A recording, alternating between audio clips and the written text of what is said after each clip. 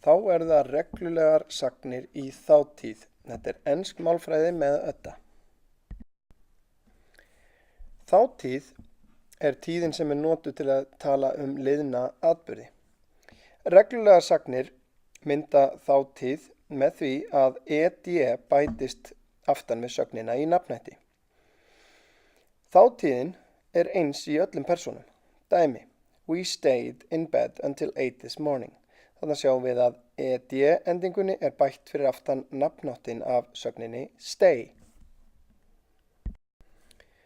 Að sjálfsögðu eru einhverjar undantekningar á þessu. Þessar reglur þarf að læra utanbókar. Sagnir með samhljóða á undan ypsilon, þar af leiðandi ypsiloni borið fram sem í, tekur endinguna ed. Dæmi: To hurry, hurried í þátíð. Sagnir sem enda á bæta bara við sig d, eins og sögnin dance sem breytist í þátíðarmyndina danced. Sagnir sem enda á samhljóða og eftir stuttu sérhljóði tvöfalda samhljóðan.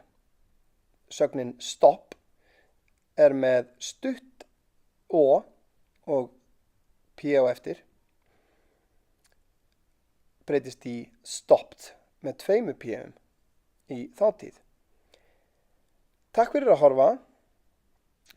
Góðar stundir, þangað til næst.